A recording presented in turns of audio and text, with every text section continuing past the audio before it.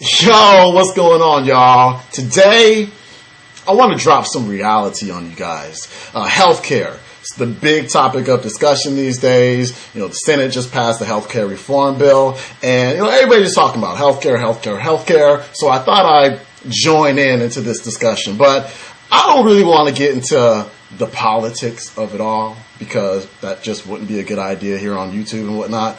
But I just want to give my take on what healthcare should be all about, because we tend to complain about it all the time. It's not really healthcare, it's sick care. My doctor just wants to give me pills, never wants to look for the root cause of my problems, things like that. People hate their doctors. And I don't hate doctors. There's probably a time when I did, but no longer do I have such dislike for doctors because I understand them a lot better. I understand the medical system a lot better than I used to. And I'll tell you why.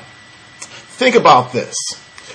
You go to your doctor's office, and your doctor gives you the exam, and you've got some type of issue going on. The doctor says, you know what, patient? Today I'm having a pill holiday. I'm not writing any prescriptions today for any pharmaceutical drugs or anything like that. I'm actually today going to write on my prescription pad how you can take care of this all by yourself, get to the root cause, and build your body up so we can fight diseases and chaos and disorder going on within your body. So he pulls out his prescription pad and he starts writing. You're like, oh my gosh, today is my lucky day. No pills. Awesome. And so your doctor writes down, I want you to eat a whole foods diet. A whole foods diet that's just right for you.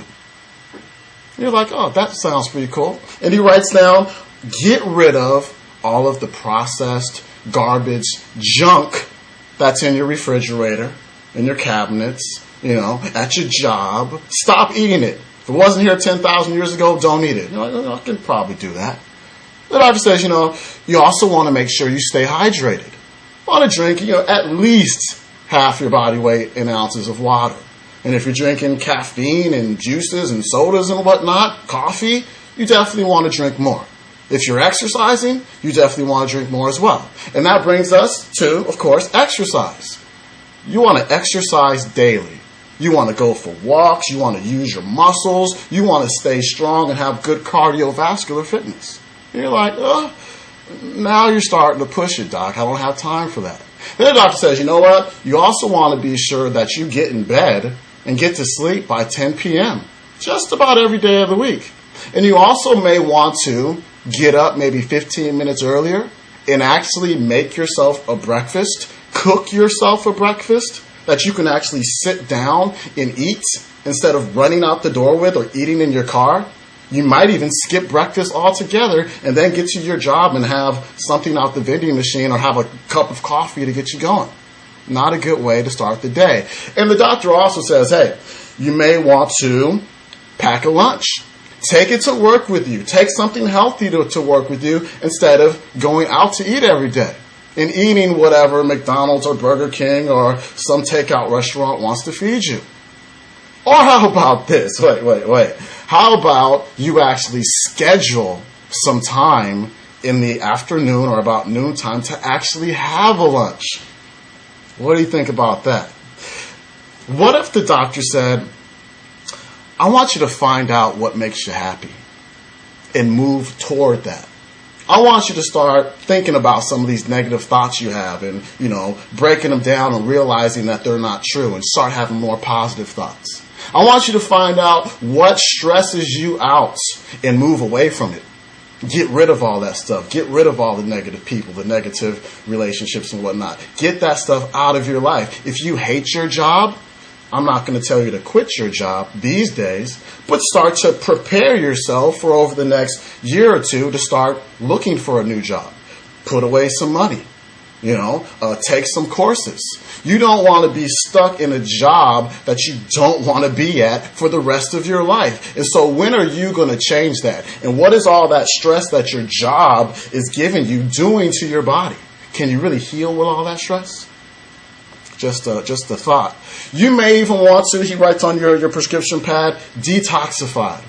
Get all this toxic, deadly poison that you've been inhaling and rubbing on your body and taking into your food. Get it out. And also find out where those toxins are coming from and start using some alternative products that are not as toxic. And then he writes down, you may want to take some supplements. And I'm sure everybody goes, oh, he's pitching supplements now, but you may want to take supplements for the nutritional deficiencies that you have now, or for the fact that it's really hard to get all of our nutrition these days from the food because of the way that it's processed and the way that it's grown and whatnot in the terrible depleted soils. And you may want to use some type of supplement for your leaky gut, because leaky gut just tends not to get better on its own, and parasites tend to not just jump out of your body when you tell them to. You know what I mean?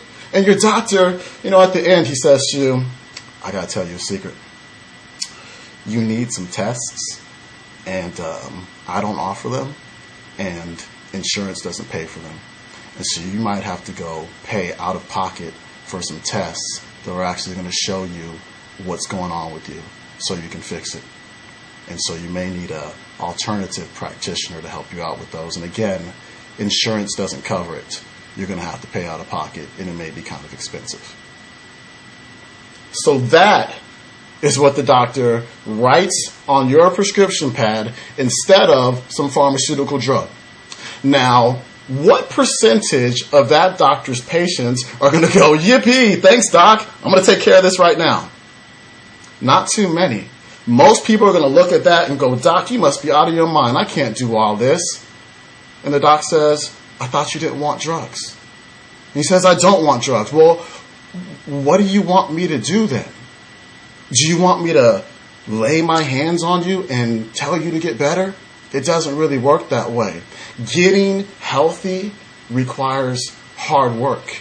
It requires effort. It requires people to stop complaining and start doing. Because if you're not willing to do most, if not all of those things, then you're probably not going to be a healthy person. And your doctor doesn't really have the time to screen and weed out all the people who aren't down to get healthier, because that's not their job. And so we live in the most convenient society in history, and health is not convenient. And we have to kind of come to grips with that. We are living a fantasy of health. And disappointment, which we have now, is what happens when your reality does not match your fantasies. And we are living a fantasy. And so when are we going to break that and stop living that fantasy and start saying, okay, I'm ready to take charge of my health and not rely upon the pill and not complain about things and actually do something. You know what I mean? You can be 35 years old right now and feel horrible. I talk to people like that every day, and I say, hey, how old do you want to be? And they say, I would love to be 100. I would love to be 100. I want to know my great-grandkids. But you know what? That means I got about 24,000 more days on this earth. And so what people need to think is, which of those 24,000 days am I going to choose to actually say, okay, I'm going to take control of my health? Because I'm tired of feeling this way. There's only one way to do it, and I just told you right now. So quit complaining and do. All right? That's just been something on my mind lately. Just thought I'd drop that on you guys. I will talk to you guys later. Peace.